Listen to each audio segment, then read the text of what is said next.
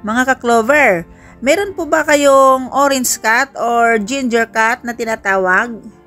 Dahil ang orange cat na kilala rin bilang ginger cat o marmalade cat ay isang pusa na namumukod tangi dahil sa kanyang matingkad at mainit na kulay. Kilala sila sa kanilang kaakit-akit na personalidad, malaaraw na balahibo at malalambing na kilos. Bagamat madalas lalaki ang orange cats, ang mga babaeng orange cats ay mas bihira kaya't itinuturing silang espesyal at maswerte. Sa maraming kultura at paniniwala, ang orange cat ay simbolo ng sigla, swerte at positibong enerhiya. Isang pusang hindi lang pang-alaga, kundi tila tagapagdala rin ng liwanag sa buhay ng kanyang tagapangalaga.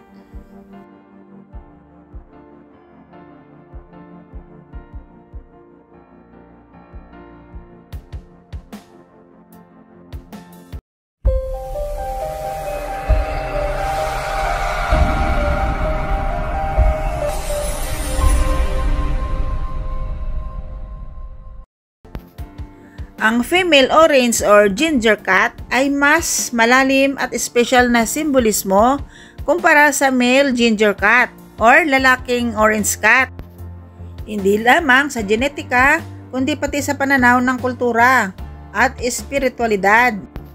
Narito ang paghambing ng kahulugan ng female versus male orange cat. Number 1, sa aspeto ng genetika. Ang male ginger cats ay mas karaniwan 80% ng orange cats ay lalaki. Ang pagiging orange ay mula sa isang orange gene sa kanilang nag-iisang X chromosome.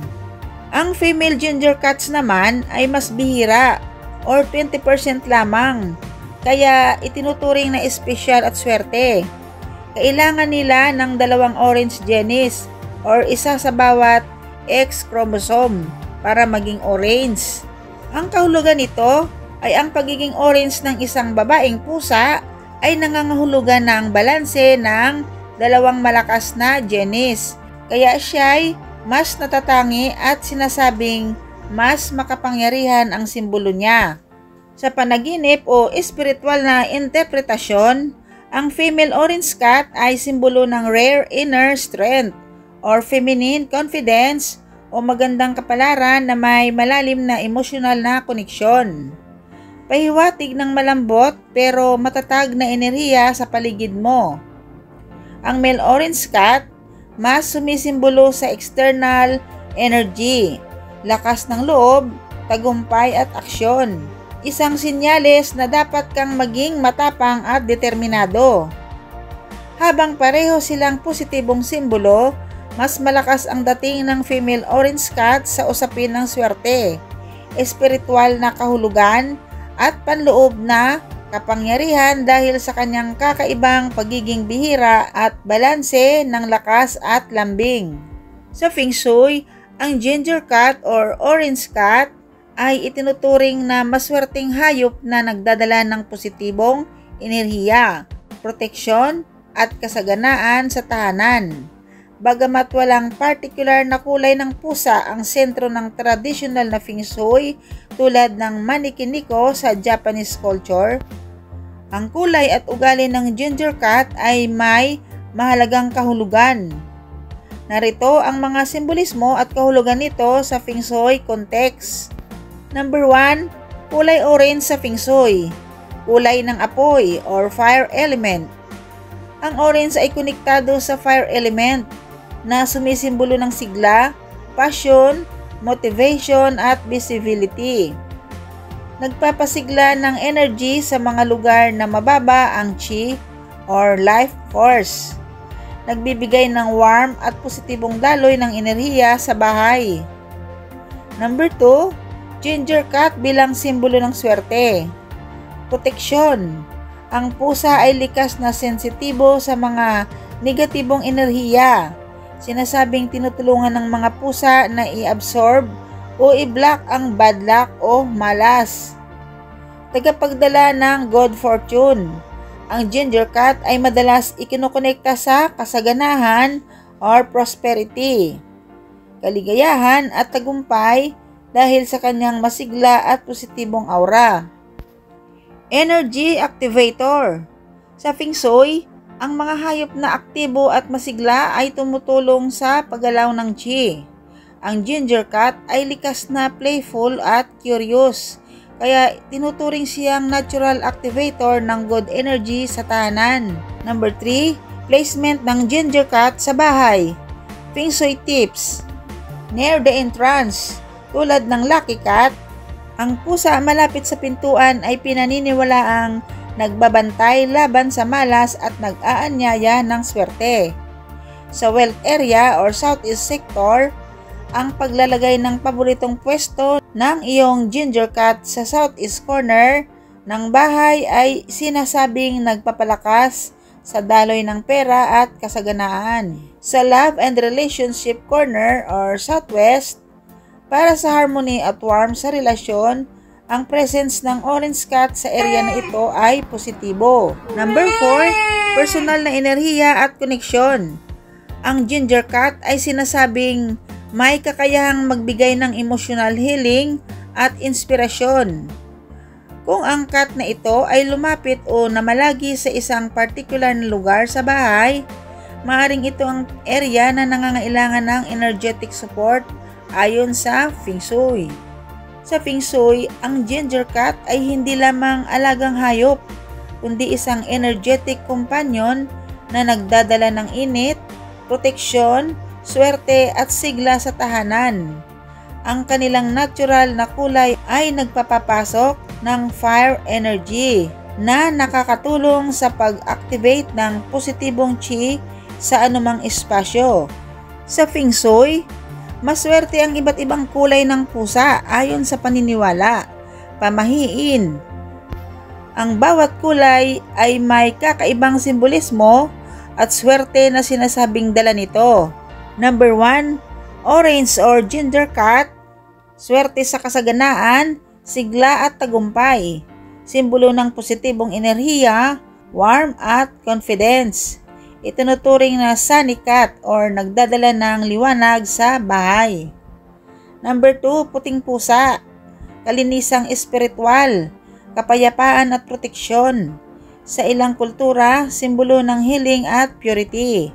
Madalas konektado sa kalinawan ng isipan at pagpapagaling.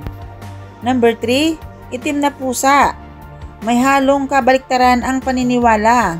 Sa Western culture, minsan itinuturing na malas. Sa Japanese at Scottish beliefs, swerte at proteksyon ang itim na pusa. Sa Feng Shui, ang itim na pusa ay tagapagtanggol laban sa malas o evil spirits. Number 4, dilaw o gold cat, kayamanan, good luck at financial fortune. Malapit sa simbolismo ng kulay orange, pero mas nakatuon sa wealth energy. Number 5, gray or asul o abong pusa, katalinuhan, wisdom at emosyonal na balanse. Nagbibigay ng kalma at stability sa tahanan. Bagay sa mga naghahanap ng mental peace o clarity. Number 6, kaliko cat, tatlong kulay, puti, orange at saka itim. Triple swerte. Sa Japan, ang manikiniko or lucky cat ay kadalasang kaliko. Simbolismo ng proteksyon, good fortune at harmony. Number 7, tortoiseshell cat, halo ng itim at orange, kadalasang babae. Itinuturing na mystical at malakas ang spiritual energy. Maswerte lalo na kung pusa kang pinili ng pusa. Sa ilang paniniwala, tinatawag silang money cats. Number 8, tabby cat, may guhit o stripes. Simbolo ng proteksyon at domestic happiness. Nagdadala ng comfort at security sa bahay. Kilala rin sa pagiging loyal at mapagmahal. Number 9, ang pusang kulay itim at puti ay tinatawag ding tuxedo cat dahil parang naka-Amerikana ang itsura. Ay may espesyal na kahulugan at simbolismo sa iba't ibang kultura. Pinaniniwalaan silang balanse ng enerhiya. Pinagsasama ang misteryo ng itim at ang kaliwanagan ng puti. Balanse at harmonia. Itim, misteryo, protection, power. Puti, kaliwanagan, kalinisan, kabutihan. Ang pusa na may parehong kulay ay sumisimbolo ng yin at yang. Balanse sa enerhiya ng buhay. Positibo at negatibo. Ilaw at dilim. Madalas silang makita bilang tagapagdala ng emosyonal at espiritual balance sa bahay. Swerte at proteksyon. Sa ilang paniniwala, swerte sa negosyo at tahanan ng itim at puting pusa dahil sa kanilang panimbang na aura. Sa Japanese beliefs, ang mga bicolor cats ay itinuturing na mabubuting tagapagbantay laban sa malas at bad spirits. Kakayahang makita ang katotohanan. Ang kombinasyon ng itim at puti ay simbolo ng katotohanan at kaliwanagan. Ang kakayahang makita ang tama at mali o ang mga bagay na hindi agad nakikita ng iba. Minsan sinasabing ang ganitong pusa ay may mas malakas na intuition at nakakaramdam ng enerhiyang hindi kayang maramdaman ng tao. Loyalty at intelligence. Ayon sa mga pet owners, ang itim at puting pusa ay kilala sa loyalty, matalinong kilos at matinding koneksyon sa tao. Dahil dito, simbolo rin sila ng trustworthy, companionship at spiritual guidance. Sa ilang paniniwala, ang tuxedo cat ay isang spiritual na tagapagbantay na lumalapit sa mga taong nangangailangan ng inner clarity o emotional protection. Kaya naman, isang magandang alaga sa bahay, hindi lang dahil sa ganda nila, kundi pati na rin sa positibong enerhiya at swerte na sinasabing dala nila. Dahil ngayong 2025 ay napakaswerte mag-alaga ng pusa. Sa huli, ang orange cat ay higit pa sa isang alagang pusa. Isa siyang simbolo ng liwanag, sigla at swerte sa buhay ng kanyang tagapag-alaga. Mula sa kanyang natatanging kulay hanggang sa kanyang mainit at mapaglarong personalidad, taglay niya ang kakaibang enerhiya na nagpapasaya at nagpapagaan ng araw. Sa mata ng kultura at paniniwala, lalo na sa mga nagmamahal sa pusa, ang orange cat ay tunay na biyayang may balahibo, isang tahimik ngunit makapangyarihang tagapagdala ng positibong pagbabago. Tandaan mga ka-clover, ang tunay na cat lover ay wala sa kulay at swerte, dahil ang swerte ay nagsisimula sa taong nag-aalaga nito. Kaya't kapag nag-alaga ka ng anumang kulay ng pusa, ng may pagmamahal at malasakit, malamang ang swerte ay kusang dadapo sa iyo. Dahil maswerte ang mga pusa ngayong 2025.